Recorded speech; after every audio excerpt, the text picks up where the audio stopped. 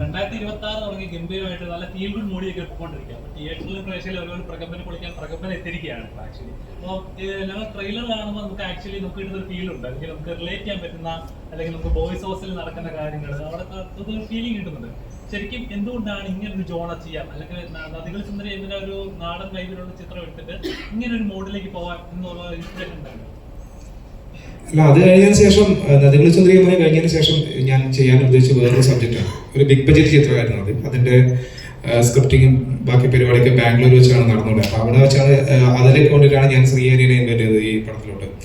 അപ്പം അത് ഏകദേശം എഴുതി കഴിഞ്ഞു. അതിൻ്റെ ബഡ്ജറ്റ് വൈസ് കുറച്ച് കൂടുതലാണ്. പിന്നെ അത് വളരെ അതിൻ്റെ നീക്കുപോക്ക് കുറച്ച് സ്ലോ ആയതുകൊണ്ട് ആ സമയത്ത് ഞാൻ പറഞ്ഞു ഇനി അത് നീണ്ടു പോയി കഴിഞ്ഞാൽ ശരിയാവില്ല, ഓരോ വർഷം ഇങ്ങനെ കടന്നു പോകും, അതിൻ്റെ ഇടയിൽ ഒരു പടം ചെയ്യാം എന്നുള്ള രീതിക്കാണ് ഇങ്ങനെ സബ്ജക്റ്റ്. ഈ സബ്ജക്റ്റ് ഓൾറെഡി ഇതിൻ്റെ ഒരു ത്രെഡ് എൻ്റെ കയ്യിലുണ്ടായിരുന്നു. അത് പല സമയങ്ങളിലായിട്ട് ഞാനത് ഡെവലപ്പ് ചെയ്യുമ്പോൾ ഞാൻ എപ്പോഴും എൻ്റെ ഒരു സുഹൃത്തുണ്ട്, നിങ്ങൾക്കറിയും, സർവമായ എന്ന് പറഞ്ഞ പടത്തിൻ്റെ എഡിറ്റർ രതിൻ രാധാകൃഷ്ണൻ. രതിനോടാണ് ഞാൻ ഈ കഥ എപ്പോഴും ഡിസ്കസ് ചെയ്യാം. രതിൻ പല അഭിപ്രായങ്ങൾ പറയും. അതുപോലെ തന്നെ ഇതിൻ്റെ ബാക്ക്ഗ്രൗണ്ട് സ്കോർ ചെയ്ത ശങ്കർ ശർമ്മ, ഇവരോടാണ് ഞാൻ എപ്പോഴും ഇതിൻ്റെ ഈ കഥ പറയാം. ആ കഥയിൽ എനിക്കൊരു വിശ്വാസം വന്ന സമയത്താണ് ഞാൻ ഇതിൻ്റെ റൈറ്ററായിട്ടുള്ള ശ്രീഹരി കുറവോട് ഞാൻ ഈ സബ്ജക്റ്റിനെ പറ്റി പറയും. പിന്നെ നമ്മളത് അതങ്ങ് ചെയ്തു. പക്ഷെ അത് ഇത്രയും പെട്ടെന്ന് ഓണമെന്ന് ഞങ്ങൾ പ്രതീക്ഷയല്ല. ശ്രീഹരി കുറവൊക്കെ ഞാനൊരു ഉറപ്പ് കൊടുത്തു, എന്തായാലും ഈ പടം നമ്മളൊരു 6 മാസത്തിനുള്ളിൽ, അല്ലേ, എഴുതി കഴിഞ്ഞാൽ ഒരു 6 മാസം 5 മാസത്തിൽ ഈ പടം നമ്മൾ ഓണാക്കുന്നു പറഞ്ഞു. അത് ഏറെക്കുറെ ദൈവാനുഗ്രഹം കൊണ്ട് ദൈവത്തിൻ്റെ രൂപത്തിൽ ശ്രീധരനും അതുപോലെ സുധീഷേട്ടനും കത്തിസാരൊക്കെ വന്നുകൊണ്ട് അത് നടന്നു ഭംഗിയായി തന്നെ. ഞാൻ ഇവരെ ഇരുത്തിക്കൊണ്ട് പറയല്ല, പ്രൊഡക്ഷൻ തന്ന ഏറ്റവും വലിയൊരു സപ്പോർട്ടാണ് ഈ പടത്തിന്റെ വിജയം എന്ന് പറയുന്നത്. കാരണം പ്രൊഡക്ഷൻ അത്രത്തോളം നല്ല സപ്പോർട്ട് എൻ്റെ കൂടെ ഉണ്ടായിരുന്നു. എന്ത് കാര്യത്തിനും നോ എന്ന് പറയാറില്ല, അത് ഓക്കെ ആണെങ്കിൽ ചെയ്തതെന്ന് മാത്രമേ പറയൂ. ഇങ്ങനെയുള്ള പ്രൊഡക്ഷൻ വരുമ്പോഴേ നമുക്ക് നല്ല ഔട്ട് കിട്ടുള്ളൂ. അതൊരു ഡയറക്ടേഴ്സ് സംബന്ധിച്ചിടത്തോളം എനിക്ക് കിട്ടിയ ഒരു വല്ല മഹാഭാഗ്യമാണ്. ഇരുത്തിക്കൊണ്ട് പറയുന്നതല്ല, പൊഴുത്തുന്നില്ല, അടുത്ത പടം തരാൻ വേണ്ടി പറയുന്നതല്ല. ശ്രീധരനാണെങ്കിൽ സുധീഷാണ് കട്ടൊക്കെ കൂടെ ഉണ്ടായിരുന്നത് ഈ സമയം വരെ. നമ്മൾ തളർന്നു പോകുന്ന സമയത്ത് ഒരു തോളത്ത് കഴിഞ്ഞിട്ട് അതങ്ങനെ ശരിയാവുന്നവരെ തട്ടി സമാധാനിപ്പിക്കുന്ന പ്രൊഡ്യൂസേഴ്സ് ഉണ്ടെങ്കിൽ നല്ല സിനിമകൾ ഉണ്ടാവുള്ളൂ. അതിന് ഏറ്റവും വലിയ ഉദാഹരണമാണ് ഈ കണ്ടിരിക്കുന്ന ഈ നവരസ ഫിലിംസ്. അതുകൊണ്ട് ഇതിന്റെ എല്ലാ ക്രെഡിറ്റ്സും ഞാൻ അവർക്ക് തന്നെയാണ് കൊടുക്കുന്നുള്ളത്.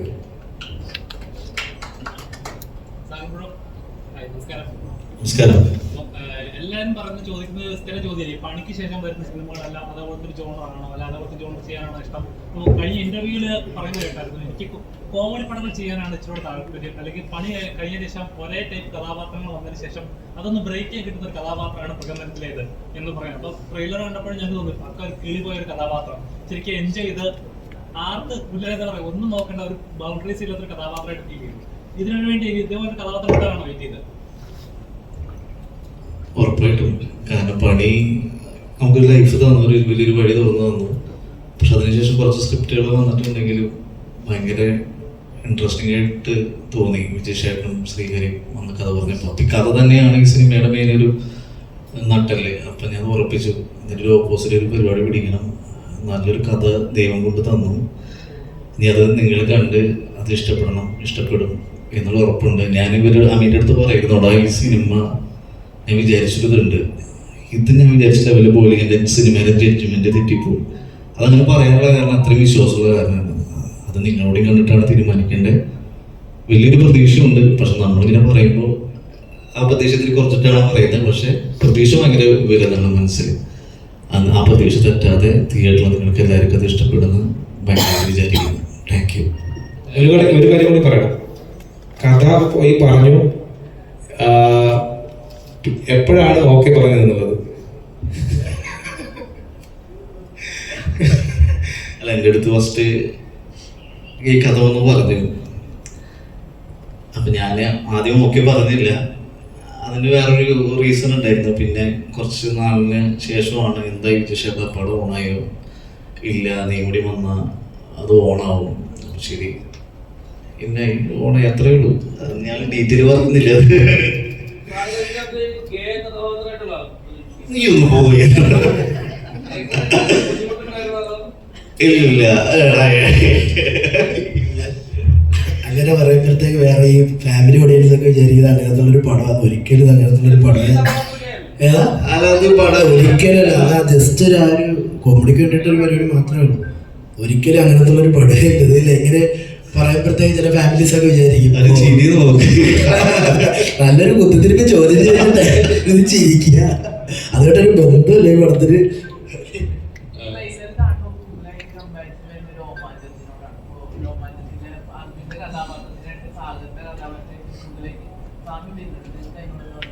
ഇല്ല, ഒരിക്കലും ഇല്ല.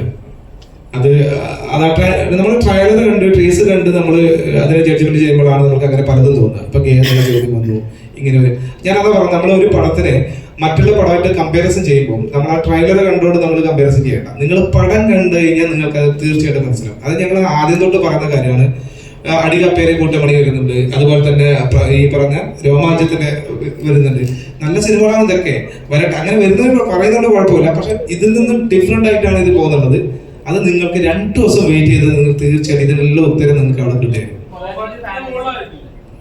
അത് നിങ്ങളാണ് വിലയിരുത്തുന്നത്, പ്രേക്ഷകരായ നിങ്ങളാണ് വിലയിരുത്തുന്നത്. രോമാഞ്ചത്തിന്റെ മോളിലാണോ താഴെയാണെന്നുള്ളത്. ഞാൻ ഇതിന്റെ ആസ് എ ഡയറക്ടർ എന്ന് പറയുന്നത് ഞാനിപ്പോഴും എന്റെ സിനിമയിൽ ഞാനിപ്പോഴും ഹൈ ആയിട്ടേ പറയുള്ളൂ. എന്നാലും ഞാൻ എന്റെ സിനിമ എപ്പോഴും പറയുന്നത് അതൊക്കെ മുകളിലായിരിക്കും എന്ന് ഞാൻ പ്രതീക്ഷിക്കുന്നു. അതുപോലെ തന്നെ ഇപ്പൊ ഇറങ്ങുന്ന തീയതി അന്ന് തന്നെ ജിത്തു സാറിന്റെ പടം ഇറങ്ങുന്നുണ്ട്. അപ്പൊ നോർമലി എല്ലാവരും ചെയ്യുമ്പോൾ ഇതുപോലെ ഒരു വലിയ പടം ഇറങ്ങുമ്പോൾ കൂടി ഇറക്കാനൊക്കെ ഒന്ന് പേടിക്കുക, അല്ലെങ്കിൽ ഒരാഴ്ച കഴിഞ്ഞിട്ട് നമുക്ക് സേഫ് ആയിട്ട് ഇറക്കാം എന്നത്. ഇതിപ്പോ എടുക്കുന്നത് കാരണം രണ്ട് ജോണറാണ്, 2 പ്രേക്ഷകർക്ക് എൻജോയ് ചെയ്യാൻ പറ്റുന്ന പടങ്ങളാണ്. അപ്പൊ എന്തുകൊണ്ടാണ് ഇങ്ങനെ പടം ഇറങ്ങുമ്പോൾ കൂടെ ഇറക്കിയേക്കാം എന്നൊരു തോന്നുന്നുണ്ടാകാൻ? അത് ബ്രോ ചോദിച്ച ആ ചോദ്യത്തിൽ തന്നെ ഉണ്ട്. 2 ജോണറാണ് പടം ഇറങ്ങുന്നത്, ഈ ആഴ്ച തന്നെ ഇറങ്ങാൻ പോകുന്നത് അല്ലെ.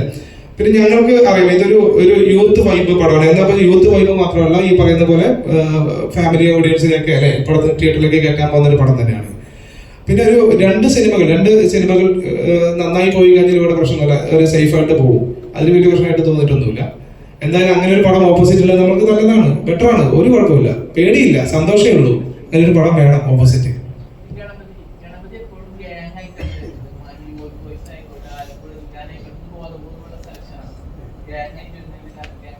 ഒറ്റയ്ക്കുള്ള നല്ല മനസ്സിന് സന്തോഷം അല്ലെങ്കിൽ ഓക്കെ തോന്നുന്ന സ്ക്രിപ്റ്റുകൾ കിട്ടാത്തതുകൊണ്ടാണ് ഒറ്റയ്ക്കുള്ള പരിപാടി പിടിക്കാത്തത്. നല്ല സ്ക്രിപ്റ്റ് വരികയാണെങ്കിൽ അത് ചെയ്യും. പിന്നെ ഇത് നല്ലൊരു സബ്ജക്റ്റാണ്.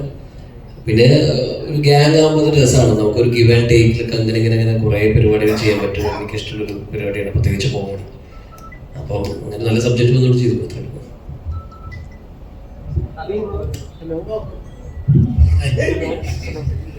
ഈ സിനിമ ഏറ്റവും കൂടുതൽ കഷ്ടപ്പെട്ട അമീൻ ബ്രോ എന്ന്. കാരണം കഴിഞ്ഞ ദിവസം ഒരു ഫോട്ടോ മസിലേക്ക് പിരിപ്പിച്ചപ്പോൾ പോസ്റ്ററിനായാലും വർക്കൗട്ട് തന്നെയുണ്ട്, ബാക്കിയുള്ളവരുടെ മുകളിൽ പിടിച്ചിരിക്കുന്നത്. ആ ഒരു പിക്ക് ഞാനും എന്നാണ് ശ്രദ്ധിക്കുന്നത്. അത്ര മസിലുണ്ടോന്ന് എനിക്ക് അവിടെ കഷ്ടപ്പെട്ടു. എനിക്ക് വലിയ ഈ പറഞ്ഞ ഞാൻ ഈ കണ്ടന്റ് വീഡിയോസ് ഒക്കെ ചെയ്യുന്ന സമയത്ത് നമ്മൾക്ക് ഈ കോമഡി ഹാൻഡിൽ ചെയ്യാൻ ഭയങ്കര എളുപ്പമാണെന്നാണ് ഞാൻ വിശ്വസിക്കുന്നത്. അതെനിക്ക് ഈ പടത്തിലും എനിക്ക് ഭയങ്കരമായിട്ട് യൂസ്ഫുൾ ആയി. കാരണം ഇതിനകത്ത് കുറേ കോമഡി എലമെന്റ്സ് ഉള്ളൊരു സിനിമയാണ്. അപ്പോൾ അങ്ങനത്തെ ഉള്ളൊരു സിറ്റുവേഷനിൽ വിജയ് ചേട്ടൻ ഈ സീൻ ഇങ്ങനെ പറഞ്ഞു തരുമ്പോഴത്തേക്ക് എനിക്ക് സാധാരണ ഗണപതിക്കൊക്കെ അത് ഒരുമിച്ചിരുന്ന് സ്പോട്ട് ഇംപ്രൂവൈസ് ചെയ്ത് ഒരുപാട് സാധനങ്ങൾ കയ്യിൽ നിന്നിടാൻ പറ്റിയിട്ടുണ്ട്. അതുകൊണ്ട് അത് വിജയ് ചേട്ടൻ സംഭവിച്ചിട്ടുമുണ്ട്. കുറെ വെട്ടിക്കള എന്നാ പിന്നെ പടത്തിയൊന്നും കാണൂല കേട്ടോ.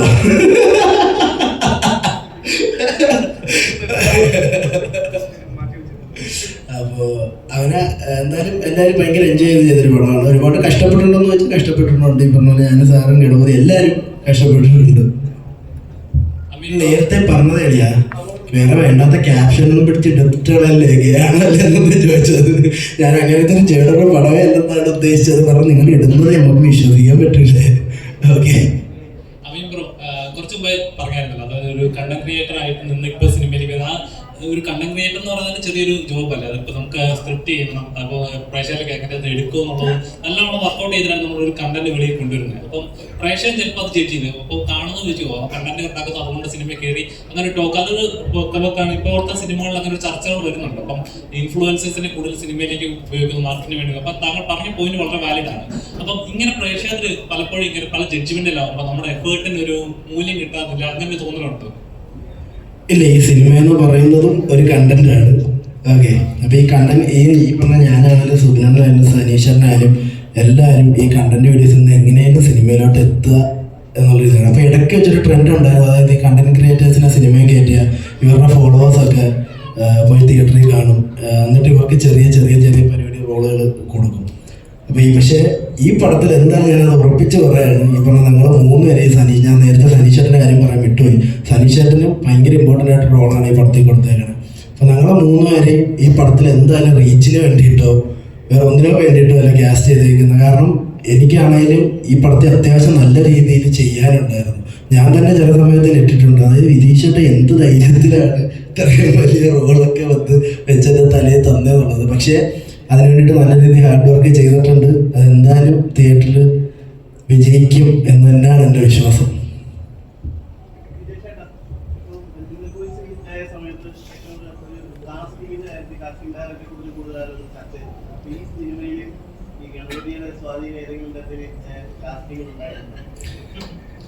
ഇല്ല ഇല്ല ഞാൻ പറഞ്ഞത് അങ്ങനെയൊന്നും മച്ചാൻ വരിക ആക്ട് ചെയ്യാൻ പോവുക എന്നുള്ളത്. പിന്നെ ഓൾറെഡി പയ്യന്നൂരുകാരനാണ്. അപ്പം ഈ കഥാപാത്രം ഡിമാൻഡ് ചെയ്യുന്ന ഒരു കണ്ണൂരുകാരുടെ ഒരു ക്യാരക്ടറാണ്. അപ്പോൾ ആദ്യം തന്നെ അത് ഈ കഥ എഴുതുന്നുണ്ട് നമ്മൾ ഒരു കണ്ണൂരിലെ ആക്ടേഴ്സിന് വേണമെന്ന് നിർബന്ധം ഉണ്ടായിരുന്നു. ആ ഇതിൽ നോക്കുമ്പോൾ ഗണപതിയാണ് കണ്ണൂരിലെ ആക്ടർ. കൃത്യമായിട്ടാണ് നമ്മുടെ സ്ലാങ് കൃത്യമായിട്ട് പഠിച്ചിട്ട് അറിയാം. അതുകൊണ്ട് നമുക്ക് കൂടുതൽ ബുദ്ധിമുട്ടൊന്നുമില്ല. പിന്നെ നേരത്തെ പറഞ്ഞ പോലെ സാഗറിന്റെ ക്യാരക്ടറിന് പകരം ഞങ്ങൾ വേറെയും ഒരുപാട് ആക്ടേഴ്സിന് പ്രൊഡക്ഷൻ സൈഡിൽ നമ്മൾ വേറെ കുറെ ആക്ടേഴ്സ് എടുത്ത് പോയിട്ടുണ്ടായിരുന്നു. എല്ലാവരും സബ്ജക്റ്റ് ഇഷ്ടപ്പെടുന്നു. പിന്നെ ഇവർക്ക് ഓക്കെ പറയാം, എനിക്ക് സബ്ജക്റ്റ് ഇഷ്ടമായി പറയാമെന്ന് പറയുന്നു. പിന്നീട് ആരും പിന്മാറുന്നു. അപ്പൊ എന്തുകൊണ്ട് എല്ലാവരും സബ്ജക്റ്റ് ഇഷ്ടപ്പെടുന്നു, പിന്നെ എല്ലാവരും പിന്മാറും. അപ്പൊ നമുക്ക് ഇതിനകത്ത് വേറെ പ്രശ്നം ഉണ്ടോ എന്നുള്ളത്. അതുപോലെ തന്നെയാണ് സാഗറും അങ്ങനെ തന്നെയാണ്. സബ്ജക്റ്റ് ഇഷ്ടപ്പെട്ടു, ചേട്ടാ പറയാന്ന് പറയുന്നു, മാറുന്നു. 1 മാസം കഴിഞ്ഞിട്ടാണ് സാഗർ വേണ്ടി വരുന്നത്. പിന്നീട് ഈ പടത്തിന്റെ ഷൂട്ട് തുടങ്ങി കുറച്ച് കഴിയുമ്പോഴാണ് ഞങ്ങൾക്ക് അറിയാൻ കഴിഞ്ഞത് ഈ സാഗർ ചെയ്തിട്ടുള്ള ആ ക്യാരക്ടർ അത് ഫുള്ളപ്പ് ചെയ്യണം കുറച്ച് പണിയുണ്ട്. കാരണം അത് ചിലപ്പോൾ കഴിയുന്ന പാളി കഴിഞ്ഞാൽ മൊത്തത്തിൽ പണി പാടും.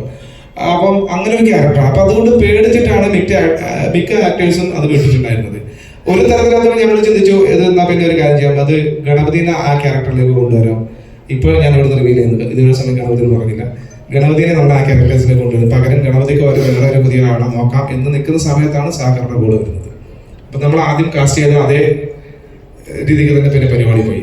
അത് നന്നായിട്ട് ചെയ്തിട്ടുണ്ട്. എന്തായാലും പേടിക്കേണ്ട, പണി എന്താണോ ചെയ്തു വെച്ചിട്ട് അതൊക്കെ മേലൊരു പണി ഇതിനകത്ത് എന്തായാലും ഉണ്ടാവും.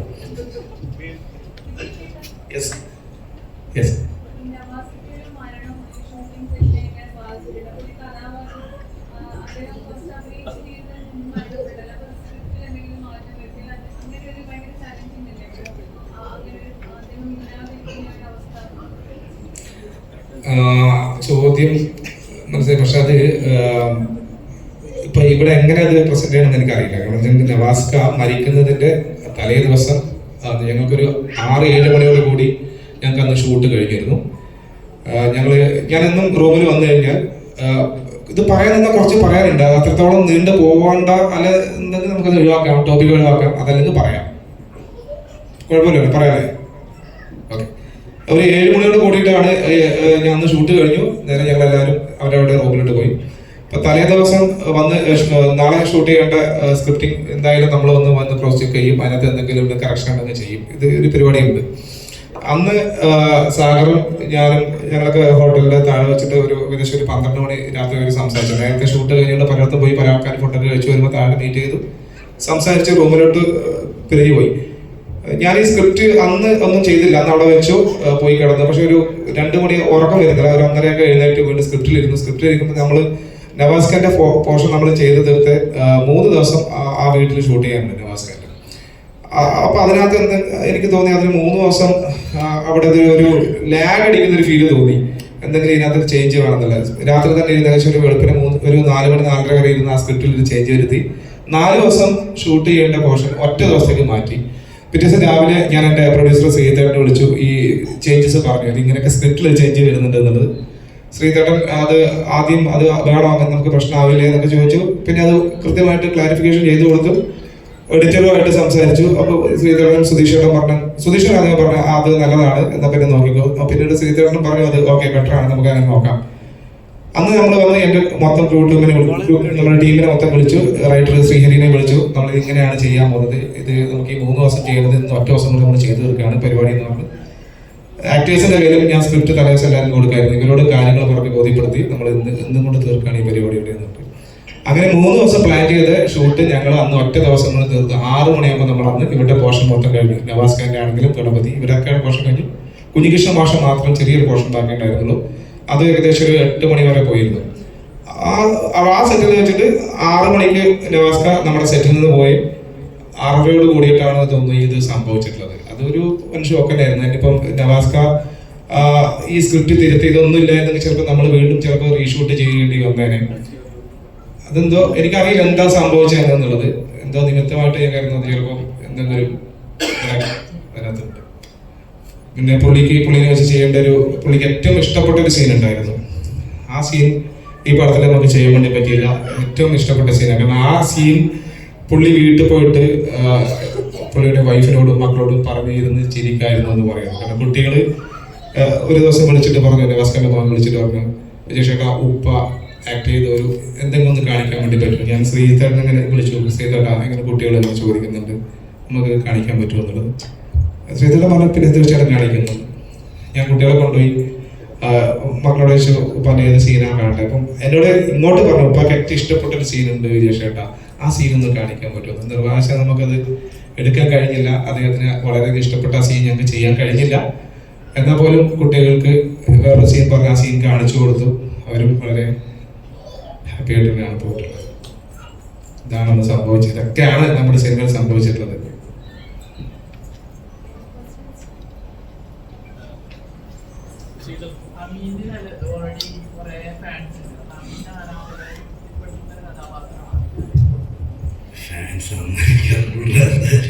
എനിക്ക് ഭയങ്കര തൃപ്തികരമായിരുന്നു ഈ ക്യാരക്ടർ. അത് ഒരുപാട് ഈ പറഞ്ഞ പോലെ നേരത്തെ പറഞ്ഞാണ് പറയുന്നത്. അതായത് നല്ല രീതിയിൽ ചെയ്തു വെച്ചിട്ടുണ്ട്.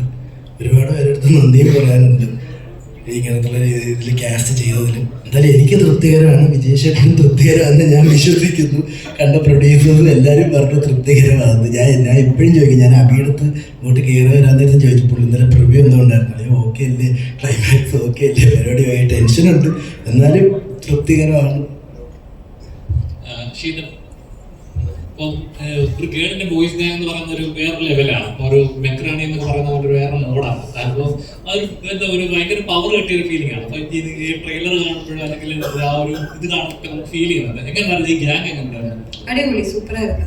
ആക്ച്വലി ഏറ്റവും കൂടുതൽ ഈ സെറ്റ് ഫണ്ടാക്കിയതും ഇവർ 3 പേര് തന്നെയാണ്. ഞാൻ ഈ കഥ കേൾക്കുന്ന സമയത്താണെങ്കിലും ഈ സ്ക്രിപ്റ്റിൽ ഇവർ 3 പേരായിരുന്നു ഈ പടത്തിന്റെ മെയിൻ ഹൈലൈറ്റ്. അപ്പം ഈ 3 പേരുടെ കൂടെ അഭിനയിക്കാൻ പറ്റുക അതിന്റെ ഒരു ഭാഗമെന്ന് പറഞ്ഞാൽ അടിപൊളിയായിരുന്നു. ഭയങ്കര ഫൺ ആയിട്ടുള്ളൊരു സെറ്റാണ്. ഇപ്പൊ ഈ കാണുന്ന അല്ലെങ്കിൽ ഇത്രയും മസിൽ പിടിച്ചിരിക്കുന്നത് പോലെ അല്ലായിരുന്നു. നമ്മൾ ഭയങ്കര കമ്പനി ആയിട്ട് ഭയങ്കര ഒരു ക്യാമ്പസ് ലൈഫ് മൂഡ് തന്നെയായിരുന്നു. ബാക്ക് ടു കോളേജ് വൈബായിരുന്നു. ബേസിക്കലി ഒരു ഹോസ്റ്റൽ ലൈഫ് അല്ലെങ്കിൽ ബോയ്സ് ലൈഫ് ആണല്ലോ എടുത്ത് കാണിക്കുന്നത്. അപ്പം നമ്മുടെ ഇപ്പോഴും സ്ക്രിപ്റ്റ് ചെയ്യുന്ന സമയത്ത് നമ്മളെ ഹോസ്റ്റലിൽ നമ്മൾ ചെയ്തിട്ടുള്ള എന്തെങ്കിലും കാര്യങ്ങൾ ഇതിനകത്ത് ആഡ് ചെയ്യണം അങ്ങനെ തോന്നിയിട്ടുണ്ടായിരുന്നു? ഞാൻ പഠിച്ച എഞ്ചിനീയറിംഗ് ഹോസ്റ്റലൊക്കെ ആയിരുന്നു. പക്ഷെ അവിടെയൊക്കെ ഭയങ്കര സ്ട്രിക്റ്റ് ആയിരുന്നു. അപ്പൊ അവിടെ വലിയ അലമ്പൊന്നും കാണിക്കാൻ പറ്റില്ല. ആ അലമ്പുകളൊക്കെ ഈ സീനിലുണ്ട്. അപ്പൊ ഞാനിത് ഭയങ്കരമായിട്ട് എൻജോയ് ചെയ്തിടാം. കാരണം നമുക്ക് എല്ലാ സിനിമകളും ഭയങ്കരമായിട്ട് എൻജോയ് ചെയ്ത് ചെയ്യാൻ പറ്റുന്നുണ്ടാവില്ല. അതെല്ലാം കൂടി സിങ്കായിട്ട് വരണം. ആർട്ടിസ്റ്റുകളാണെങ്കിലും ടെക്നീഷ്യൻസ് ആണെങ്കിലും ഇതിലെല്ലാതും ദൈവം സഹായിച്ചെല്ലാം നന്നായി വന്നിട്ടുണ്ട്. അതുകൊണ്ട് തന്നെ ആ ഒരു ഇമ്പാക്ട് നിങ്ങൾക്കും എല്ലാവർക്കും കിട്ടുന്നതാണ് നമ്മുടെ ടീമിന്റെ എല്ലാവരുടെയും വിശ്വാസം. ഇതിപ്പോ അമീൻ ചേട്ടനെ കുറിച്ച് പറയുകയാണെങ്കിൽ കഴിഞ്ഞ സിനിമയില് ധ്യാൻ ചേട്ടൻ തക്കുകൾ കൊണ്ട് തക്ക് രാജാവ് ധ്യാൻ ചേട്ടനെ വരെ ഒന്ന് വാടിപ്പിച്ച ടീമാണ്. അതുകൊണ്ടാവുന്നു സംസാരിക്കുന്നില്ല. അല്ല, അത് പറയുമ്പോൾ തന്നെ വേറെ കാര്യം പറയാം. നമുക്ക് അന്ന് ഇൻട്രവ്യൂസിൽ ഞാനും ധ്യാൻ ചേട്ടനും ഇരുന്ന് അങ്ങോട്ടും ഇങ്ങോട്ടും തക്കടിക്കുമ്പോൾ ഞങ്ങൾ ഇത് കണക്ക് ലൊക്കേഷനിലും അതിൻ്റെ അപ്പുറമായിരുന്നു. അപ്പോൾ അതാണ് അന്ന് ആ ഇൻ്റർവ്യൂവിൽ കണ്ടത്. പക്ഷെ ഈ കാണുന്ന ആൾക്കാർ നോക്കുമ്പോൾ പുതുതായിട്ട് വന്നൊരു പയ്യൻ ഒരു സീനിയർ ആക്ടറിനെ ഇട്ട് അങ്ങോട്ട് കളിയാക്കുക, എന്താ പറയുന്ന ബഹുമാനമില്ല, ഇതൊക്കെയാണ് അന്ന് വന്ന കമന്റുകൾ. അപ്പൊ അതിനുശേഷം ഞാൻ സാഗറിന്റെ സീനിയർ സീനിയർ ആക്ടറിനെയൊക്കെ ഇടയ്ക്ക് ഇന്റർവ്യൂലൊക്കെ വരുമ്പോ ഞാൻ ഭയങ്കര അച്ചടക്കത്തോടെ ഒതുക്കത്തോടെ ഇരിക്കുന്നു അല്ലേ. പക്ഷെ വേറെ കാര്യം പറയുകയാണെങ്കിൽ സെറ്റില് ഈ പറഞ്ഞ പോലെ ഈ 3 കോംബോ വരുമ്പോഴത്തേക്ക് ഭയങ്കര സിങ്കായാൽ മാത്രമേ അത് കോമഡീസ് വർക്ക് ആവത്തുള്ളൂ. അപ്പൊ ഈ ക്യാരവണിൽ ഇരിക്കുമ്പോഴാണെങ്കിലും ഞങ്ങൾ 3 പേരും എപ്പോഴും ഒരുമിച്ച് തന്നെയാണ് ഇരിക്കാറ്. ഈ പറഞ്ഞ പോലെ ജൂനിയറെന്തോ സീനിയറെന്തോ എന്നുള്ള ഇതൊന്നും കാണിക്കാതെ നമ്മുടെ അടുത്ത് ഭയങ്കര കമ്പനിയായിട്ട്. എനിക്ക് ഫസ്റ്റ് ദിവസം തൊട്ട് തന്നെ ഈ സെറ്റിൽ മറ്റേ സീനിയർ ജൂനിയർ ആ ഒരു പരിപാടിയെ കിട്ടിയിട്ടില്ല. അതുപോലെ തന്നെ എനിക്ക് വേറെ നന്ദി പറയണേ, നിങ്ങൾക്ക് അറിഞ്ഞുകൂടാ വാഹിദ് ഷിജേട്ടൻ എന്ന് പറഞ്ഞ 2 ആൾക്കാരുണ്ട്.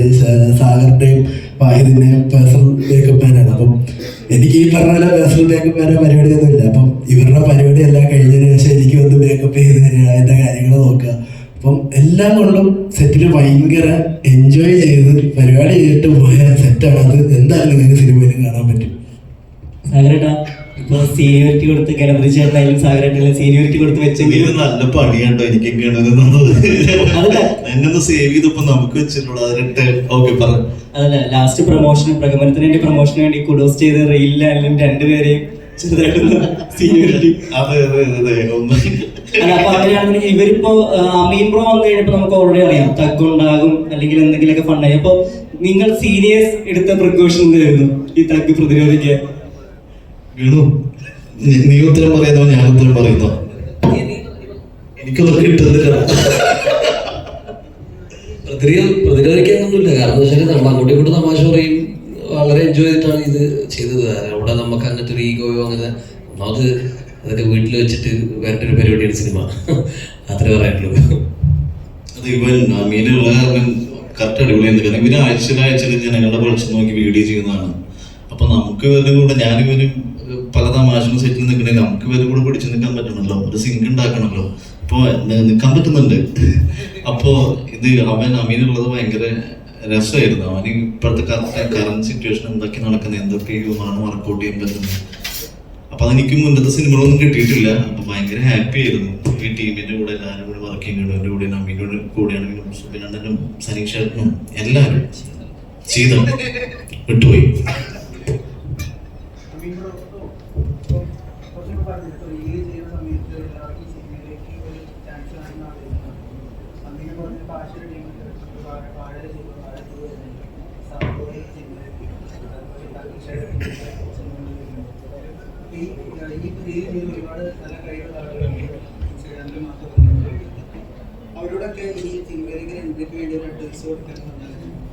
അല്ല, ഇപ്പം നമ്മൾ ചെയ്തുകൊണ്ടിരിക്കുക. ഞാനും ഇപ്പോൾ തുടങ്ങിയിട്ടൊരു 3 കൊല്ലമായി. ഇപ്പം കൺസിസ്റ്റൻ്റ് ആയിട്ട് വീഡിയോസ് ഇടുക. ഈ പറഞ്ഞ പണ്ട് ഞാനും ഓഡീഷൻ പരിപാടിയൊക്കെ പോയിട്ടുണ്ട്. പക്ഷേ ഇതായിരിക്കും സിനിമയിലേക്ക് എത്താനുള്ളൊരു പെട്ടെന്നുള്ളൊരു മീഡിയം ഇത് തന്നെ ആയിരിക്കും. കാരണം എല്ലാവരും ഈ സിനിമയിലുള്ള ഇൻഡസ്ട്രിയിലുള്ള മിക്കവരും റീലുകൾ കാണുന്നുണ്ട്. അപ്പം നല്ല നല്ല കണ്ടന്റ് വീഡിയോസ് ഇടുക. അപ്പോൾ കണ്ടന്റ് വീഡിയോസ് ഇടുകയാണെങ്കിൽ എന്തായാലും അവരിലേക്ക് എത്തും. അങ്ങനെ തന്നെയാണ് ഞാനും എൻ്റെ കൂടെയുള്ളവരായാലും പറഞ്ഞ ഹാഷറായാലും സുബിനോനായാലും എല്ലാവരും സിനിമയിലേക്ക് എത്തുന്നത്. പണ്ട് മിമിക്രി ആക്കി നാടകമൊക്കെ ആണെങ്കിൽ ഇപ്പം ഇതാണ് സിനിമയിലേക്ക് എത്താനുള്ളൊരു എളുപ്പം മാർഗം. നല്ല പരിപാടികൾ ഇട്ടാൽ എന്തായാലും വിളിക്കും.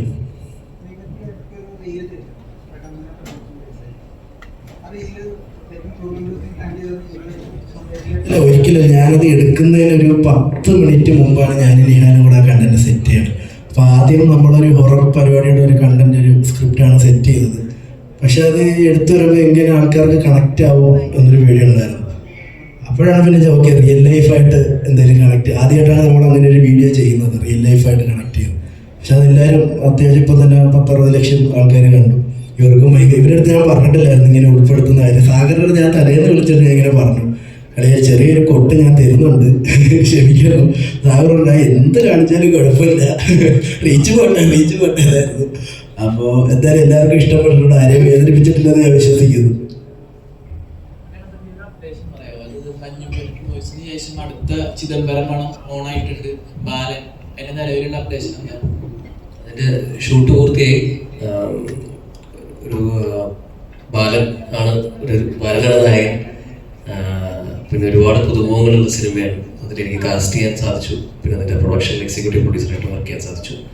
ഒരു 90 ദിവസത്തെ ഷൂട്ടായിരുന്നു. വയനാട് തിരുനെല്ലി ഭാഗമായിരുന്നു അതിന്റെ മെയിൻ ലൊക്കേഷൻ. അതിന് എഡിറ്റ് നടന്നുകൊടുക്കുന്നു. ഈ വർഷം സിനിമ എന്തായാലും ഇറങ്ങുന്നതാണ്. മഞ്ഞുമൽ ബോയ്സ് പോലെ ഒരു വലിയ പടമായിട്ടാണ് വരുന്നത്. അതിപ്പോ ജാനവൻ പോലൊരു സിനിമ ആയിരുന്നില്ല മഞ്ഞുമൽ ബോയ്സ്. അതുകൊണ്ട് മഞ്ഞുമൽ ബോയ്സ് പോലൊരു സിനിമയല്ല ബാലൻ. കുറെ റൂമേഴ്സ് സ്പ്രെഡ് ചെയ്യുന്നുണ്ട്. ടോവിനോ അതിൽ ക്യാമിയോ റോള് വരുന്നുണ്ട് എന്ന്. നിലവിൽ എന്താ പറയാൻ പറ്റും? റൂമേഴ്സ് നല്ലല്ലേ, അതൊക്കെ അങ്ങനെ വരട്ടെ. അതൊക്കെ സസ്പെൻസ് ആവുന്നുള്ള എൻ്റെ ഒരു സുഖം ഉണ്ടാവണം. അപ്പോൾ അത് സിനിമയിൽ തന്നെ നമുക്ക് കാണാൻ സാധിക്കട്ടെ. വീണ്ടും ഒരു 100-200 കോടി ഹിറ്റ് അടിക്കാനുള്ള സാധ്യത സ്ഥലം കുറവാണ്. ഞാൻ ഒരു പുതിയ വീടും കൂടെ വാങ്ങിക്കുന്നുണ്ട്.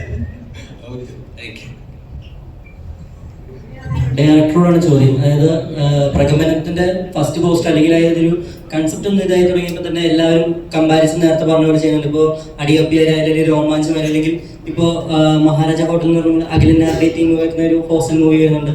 അപ്പൊ ഇത്രയും കമ്പാരിസൺ വരുമ്പോഴും ഇതിനപ്പുറം റിലീസ് കഴിയുമ്പോൾ ഏറ്റവും കൂടുതൽ ആൾക്കാർ പേടിക്കുന്നത് റിവ്യൂവിങ്ങിനെയാണ്. അപ്പൊ ഈ ഒരു റിവ്യൂവിങ് അല്ലെങ്കിൽ റിവ്യൂ ബോംബിങ്ങിനെ ഭയപ്പെടുന്നുണ്ടോ? സിനിമ നന്നായെങ്കിൽ പിന്നെ ഇതിന് പേടിക്കേണ്ട കാര്യമില്ലല്ലോ. അതാണ് ഞാൻ പറഞ്ഞത്.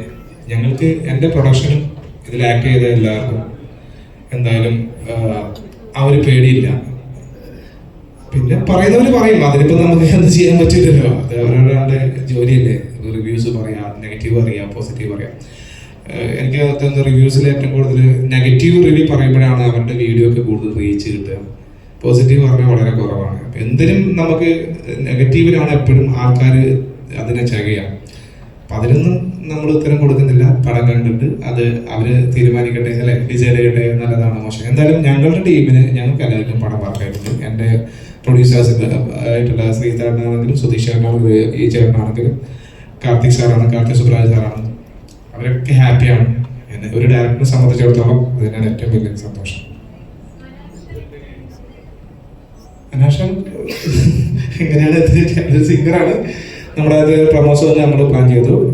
അത് അദ്ദേഹം വന്ന് വളരെ വൃത്തിയായിട്ട് നന്നായിട്ട് പാടി. പുള്ളി അതിനകത്ത് നാച്ചുറലായിട്ട് അഭിനയിച്ചിട്ടുണ്ട്. അത് അത്യാവശ്യം നല്ല റേസിൽ തന്നെ ഇപ്പം സോങ് പോകുന്നുണ്ട്.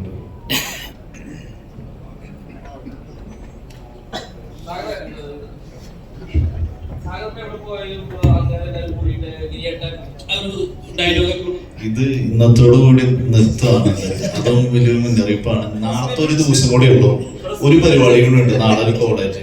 ഇതോടുകൂടി ഞാൻ നിർത്തി. ഗിരിയേട്ടൻ ആയുസ് ഒരു ദിവസം കൂടെ ഉള്ളൂ, നാളെ. അതിനുശേഷം ഇത് ചെയ്യുമ്പോൾ ഇതിൽ എങ്ങനെയെങ്കിലും എങ്ങനെ ഹിറ്റ് ആവാൻ പറ്റിയ ഡയലോഗ് വല്ലതും ഉണ്ടോ?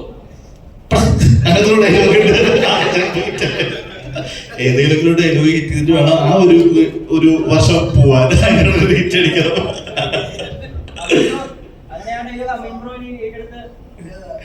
അതിനുള്ള കൊട്ടാണ് ഞാൻ ഇന്നലെ വീഡിയോയിൽ കൊടുത്തത്. ഇനി അത് ചെയ്യാതിരിക്കട്ടെ. നമ്മളും അടുത്ത് ഇത് ഞാൻ പറയുന്നില്ല, പക്ഷെ ഞാൻ വെറുതെ പറഞ്ഞാട്ടോ, അത്ര വലിയ പടത്തിൽ അത്രക്കുള്ളൊരു ഡയലോഗൊക്കെ കിട്ടുക എന്ന് പറഞ്ഞാൽ ഭയങ്കര ഭാഗ്യമാണ്. കാരണം ഇത്ര എല്ലാവരും പെട്ടെന്ന് തിരിച്ചറിയുന്ന ഒരു ഡയലോഗ്, കോളേജുകളിൽ പോകുമ്പോൾ പിള്ളേർ ഇത്ര ആവേശത്തോടെ പറയുന്ന ഡയലോഗ്, അത് ഈ ഫോണിൽ വരുമ്പോൾ മാത്രമാണ് ആൾക്കാർ കാണുന്നത് ഈ ഡയലോഗ് മാത്രം പറയുന്ന കട്ട്സുകൾ. പക്ഷെ നമ്മൾ കോളേജിൽ ചെല്ലുമ്പോൾ പിള്ളേർക്കൊക്കെ ആദ്യം വേണ്ടത് ഗിരിയേട്ടൻ വിളിക്കണം എന്നെ ആഗ്രഹം എന്നല്ല, ഗിരിയേട്ടൻ എന്നാ അവർക്ക് വേണ്ടത് ആ ഡയലോഗാണ്. സോ ആൾക്കാരും പിള്ളേരുടെ ആവേശം കാണുന്നില്ല, ഇവർക്ക് ഡയലോഗ് പറയുന്ന മാത്രമേ കാണുന്നുള്ളൂ. എനിക്ക് തോന്നി പടം ഇറങ്ങി കഴിഞ്ഞാൽ വിട്ടുപോകില്ല, ഇനിയും പറയേണ്ടി വരും.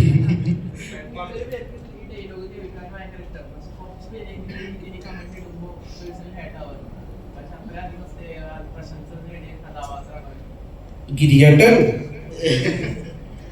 എല്ലാടാ ഇതൊക്കെ എത്രയോ ആഗ്രഹിച്ച് തന്നെ എല്ലാ ആക്ടേഴ്സും കൊതിക്കുന്നതാണ്. ഇങ്ങനത്തെ ഒരു ക്യാരക്ടർ ഭയങ്കരമായിട്ട് ശ്രദ്ധിക്കപ്പെടുന്നതും അതിലൊരു ഡയലോഗ് ഹിറ്റ് ആവണമെന്ന് പറഞ്ഞ എല്ലാ ഡയലോഗിനും എന്തോ ദൈവം സഹായിച്ചത് ഹിറ്റായി. അതൊക്കെ വല്ലപ്പോഴും സംഭവിക്കണം. അതൊക്കെ ഒരു അത്ഭുതമാണ്. ഇതൊക്കെ ആഗ്രഹിച്ച് തന്നെയാണ്. ഇല്ലടാ അങ്ങനത്തെ ഒരു വിഷമോ കാര്യങ്ങളൊന്നുമില്ല. എത്രയോ ബോണസ് കിട്ടി. അതുകൊണ്ട് കാര്യമില്ല. കാരണം ലാലേട്ടൻ എപ്പോഴും വീശിരിക്കും നമുക്ക് കാണാൻ ഇഷ്ടമാണോ, അതുപോലെ ആ ഡയലോഗ് കേൾക്കുമ്പോൾ എപ്പോഴും ആൾക്കാർക്ക് ഇഷ്ടമാണ്. എത്രത്തോളം കാലം പോകുന്നു അതങ്ങനെ പോകും അല്ലേ?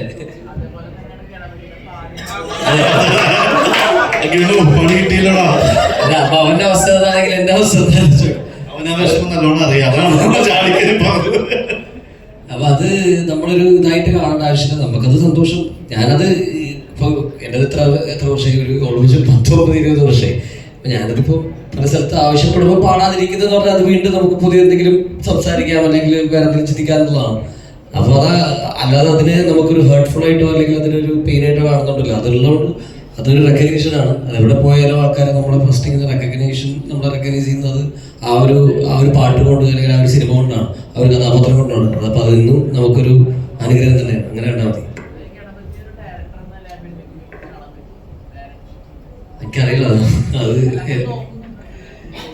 അങ്ങനല്ല. ഞാനിപ്പോ ഒരു എന്താ പറയുക ടെക്നിക്കൽ സൈഡിൽ ആദ്യമായിട്ട് വർക്ക് ചെയ്യുന്ന കോർഡിനേറ്റർ ആയിട്ടാണ് ജാനുവിൻ്റെ. അതിനുശേഷം കാസ്റ്റിംഗിലും പ്രൊഡക്ഷനിലൊക്കെ വർക്ക് ചെയ്തു. അതുപോലെ അങ്ങനെ സംഭവിക്കട്ടെ, അങ്ങനെ എപ്പോഴെങ്കിലും സംഭവിക്കട്ടെ എന്ന് ഞാൻ ആഗ്രഹിക്കുന്നുണ്ട്. ഗണപതി, കുറച്ച് നാളുകൾക്ക് മുമ്പ് കുറെ വർഷങ്ങൾക്ക് ശേഷം ലാലേട്ടൻ താടി വലിച്ച് വീശി മാത്രം ലുക്ക് കണ്ട്, അത് കഴിഞ്ഞ് പെട്ടെന്ന് വന്നപ്പോഴാണ് ഗണ്ണു ഈ ലുക്കിൽ കാണുന്നത്. സോ എന്താണ് ഈ ലുക്കിന് ഇപ്പൊ പെട്ടെന്നൊരു ചേഞ്ച് വന്നത്? ഇത് ഞാന് സിനിമയ്ക്ക് വേണ്ടി ചെയ്തതാണ്. ധൂമകേതു എന്ന് പറഞ്ഞൊരു സിനിമ സജിൻ ഗോപു ഞാനും അഭിനയിക്കുന്ന സുധീർ മാഡിസൺ ഡയറക്ഷൻ, ഹാപ്പി ഹവേഴ്സിന്റെ പ്രൊഡക്ഷനിൽ ചെയ്യുന്നൊരു സിനിമ.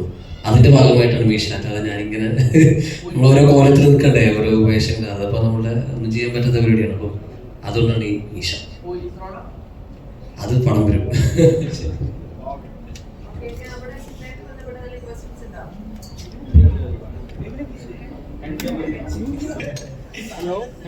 അല്ല, നമ്മളെല്ലാം ഏകദേശം ഒരേ വൈബായിരുന്നു. അതുകൊണ്ട് പ്രത്യേകിച്ച് അതുകൊണ്ട് എല്ലാവരും ആദ്യമേ അറിയായിരുന്നു.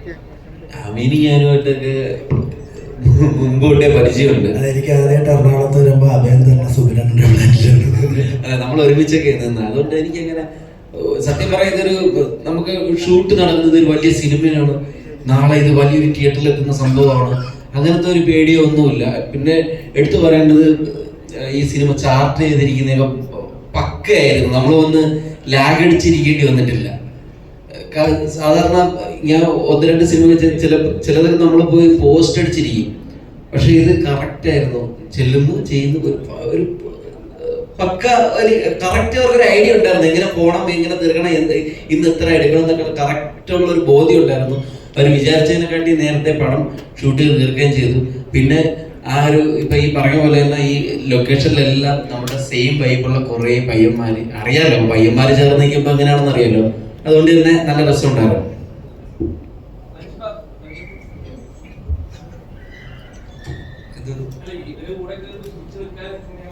അല്ല, എനിക്ക് ഭയങ്കര പേടിയായിരുന്നു. ഞാൻ ആദ്യമായിട്ട് വരുന്നല്ലേ. പിന്നെ എന്നോട് ഫസ്റ്റ് ഡേ പോയപ്പോൾ തന്നെ കമലേഷേട്ടൻ എന്നോട് ഒന്ന് കാരവാനിൽ കയറിയിരിക്കാൻ പറഞ്ഞു. ഞാൻ പുറത്തോട്ട് ഇറങ്ങിയത്. അപ്പം പ്രൊഡക്ഷൻ ടീമും ഡ്രൈവേഴ്സൊക്കെ വെച്ച് ഭയങ്കര ഡൗട്ട് വർത്തായിട്ടുള്ള മനുഷ്യനാണ്. സത്യം പറഞ്ഞാൽ എനിക്ക് പേടിയായിരുന്നു എന്നെ വിളിക്കാൻ.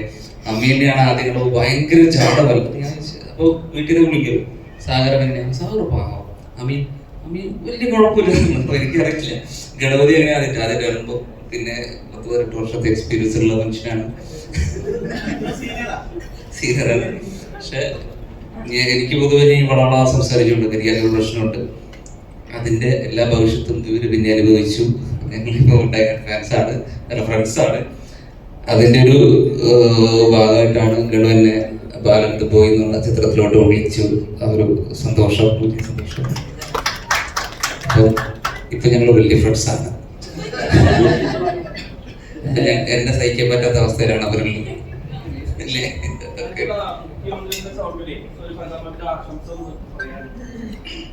ഞാൻ വിചാരിക്കുന്നുണ്ട്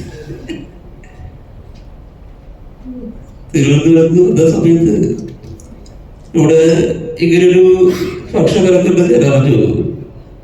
അതുകൊണ്ട് തന്നെ വിജയക്ഷേത്രമാണ് 30-ന് 30-ന് ഇറങ്ങുന്ന ഈ സിനിമയ്ക്ക് എല്ലാവരും ആശംസകൾ തരുന്നു. എല്ലാവരും ഗംഭീരമായിട്ട് ചെയ്തിട്ടുണ്ടെന്ന് അറിഞ്ഞു. Thank you.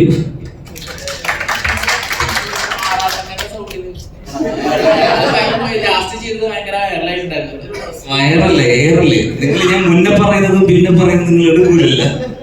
എല്ലാ ദിവസവും ഇപ്പൊ താരം എന്നെ ട്രോളി കൊടുക്കുക. Director last question. ഡയറക്ടർ ഇപ്പോൾ സുബിൻ ചേട്ടൻ ക്യാരക്ടറിന്റെ കാര്യം പറഞ്ഞുകൊണ്ടാണ്. കഴിഞ്ഞ സിനിമയിൽ ധ്യാൻ ചേട്ടൻ പറഞ്ഞിട്ടുണ്ടായിരുന്നു അമീൻ ബ്രോ ഷോട്ടിന്റെ ടൈമിൽ വരും, അതുവരെ ക്യാരവനിലാണ്, അങ്ങനെയൊക്കെ പറയുന്നുണ്ടായിരുന്നു. ഈ സിനിമയിൽ എങ്ങനെയുണ്ടായിരുന്നു? മറുപടി കൊടുക്കേണ്ടതുണ്ട്, അതിന് കൊടുക്കേണ്ടതുണ്ട്, മറുപടി കൊടുക്കേണ്ടതുണ്ട്, കൊടുക്കണം, അത് കൊടുക്കേണ്ടതുണ്ട്. ഒരു സീൻ കഴിഞ്ഞിട്ട് നമ്മൾ ക്യാരവനിൽ പോകുന്നല്ലേ പറഞ്ഞത്. ഒരു സീൻ കഴിഞ്ഞ് നമ്മുടെ അടുത്ത സെറ്റ് ലൈറ്റൊക്കെ ഒന്ന് കുടിച്ച് സെറ്റ് ചെയ്യുന്ന സമയത്ത് അടുത്ത ഷോട്ട് റെഡി ആകുമ്പോൾ ഞാൻ സൈഡിൽ നിന്ന് ആളെ എന്തായാലും വിളിക്കാൻ പോകുമല്ലോ. അപ്പോൾ ക്യാരവനിൽ കാണില്ല. പുള്ളി നമ്മൾ കൂടുതലും ഏകദേശം എനിക്കൊന്ന് 2 മണി 3 മണിയൊക്കെ ഷൂട്ട് പോയിരുന്നു. അപ്പോൾ പുള്ളി ഈ സെറ്റിന്റെ എവിടെയെങ്കിലായിട്ട് ഒരു മൂലയിൽ ഒരു ചാക്കോ എന്തെങ്കിലും പേപ്പറൊക്കെ വിരിച്ച് ചുരുണ്ട് ഇറങ്ങുന്നത്. അത് കിട്ടുന്ന 10 മിനിറ്റോ 5 മിനിറ്റോ അത് സുഖകരമായിട്ട് അവിടെ നിന്ന് ഉറങ്ങും. കൂർക്കം വരി മാത്രമേ ഒരു ബുദ്ധിമുട്ടായിട്ട് തോന്നിയുള്ളൂ. ആള് ക്യാരവനൊന്നുമല്ല, ഫുൾ ടൈം അവിടെ കേട്ട് ചുരുണ്ട് കൂടി കിടക്കും.